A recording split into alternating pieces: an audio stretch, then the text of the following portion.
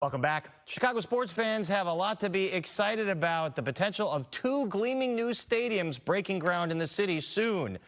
One of them so far is not a new football stadium for the Bears. Now, the wealthy owner of the Chicago Fire, Joe Mansueto, says he'll foot the bill for his own stadium proposal in the South Loop. And the White Sox have a new billionaire investor who is slated to potentially take over as majority owner in several years.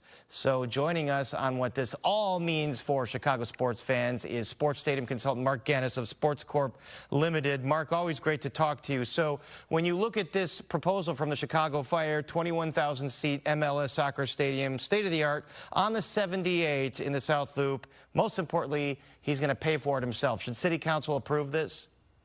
They should approve it as soon as they can. They should give him all of the procedural assistance that he needs, infrastructure, vacation of streets, permitting as quickly as possible so he can get in the ground as soon as possible. This is a gift for the city. This is a $650 million development. He's asking nothing in return. This is going to be great for the residents of Chicago. My guess is you'll see the National Women's Soccer League team also play in this stadium before long after it's built as well. So it'll get even more activity. This is also in keeping. People think that everybody's got their hand out for stadiums in Chicago. That's not really the case. The United Center was built all with private money on private land. Wrigley Field renovations, well over $1 billion, all paid for with private money and built on private land. The Bears, if they go out to Arlington Heights and build there, that's all private money, private land, and all they've asked for is infrastructure and tax certainty.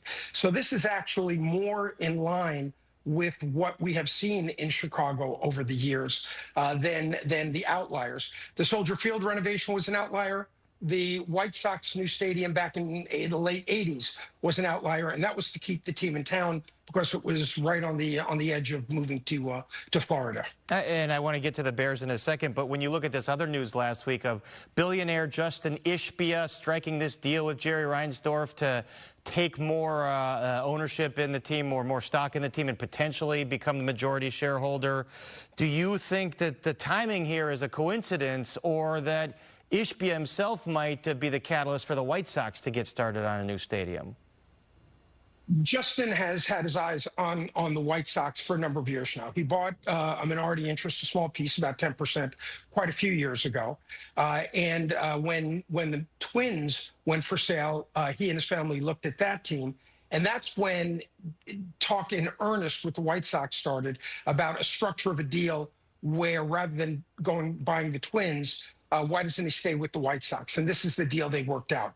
This is going to be great for Jerry Reinsdorf. It's going to be great for Justin. I think ultimately it has the potential to be great for the city of Chicago as well. But the White Sox stadium, unlike the Fire's new stadium, is going to need some public support. And whether that is now or a year from now or 2 years from now, it's going to need some public support for it to stay within the city of Chicago and potentially build on the southern part of the 78. If they can get that done, I think we'll see that all the issues for the stadiums and sports facilities can get resolved all here within Chicago, Cook County, and Illinois without that much difficulty. When you say it's going to need some help, you mean beyond infrastructure? And is that just because it's going to cost a lot more than a soccer stadium? Yeah, this is a baseball stadium is going to be at least 3 times as much as a soccer stadium. And with the changing economics in baseball, where the regional sports networks have lost a tremendous amount of revenue because, frankly, cable cord cutting has taken place. So there's a lot less money associated with being in the 3rd largest market in the country because of local broadcast rights. And there's going to be some major changes in baseball economics in the next collective bargaining agreement and revenue sharing associated with Major League Baseball. The White Sox are going to need some help. They're the second team in the 3rd largest market in the country right now, and second with a big gap to the Cubs. So if the intent is to keep them here in town, they're going to need public assistance to help with the stadium. All right, we got about 30 seconds. If it's not a value, then maybe the Sox will move to another market and be the #1 team in that market. And Ishbia is building a big house here, so you'd think maybe he's putting down roots here. And I know he's got roots in Nashville as well. Very quickly, the Bears did not get that tax certainty legislation in Springfield. Where does that leave them on their quest in Arlington Heights? Well, I said for quite a while now, the Bears are going to ultimately end up in Arlington Heights as long as the taxing parties don't get too greedy. The Bears are looking for tax certainty. The Bears are looking for infrastructure assistance. Those are things that any mega project developer has a right to ask for from the state, the county, and the local municipalities. They should get it. The city of Chicago legislators should not be so myopic as to try and block something this significant for the state, for the county, and for all the people of the region. They're going to put $3+ billion of private money in there. People should say, thank you. How can we help you? And that's what the politicians should do in the fall session. So many new stadiums to talk about, not to mention the new one in Evanston for Northwestern. So it's a boom time potentially here for all those stadium workers. Mark Gannis, always great to talk to you. Thanks very much. Thanks, Pat. And remember, this Wednesday and Thursday, we're going to have special editions of Paris on Politics from the ground in Washington, D.C. for Governor Pritzker's testimony.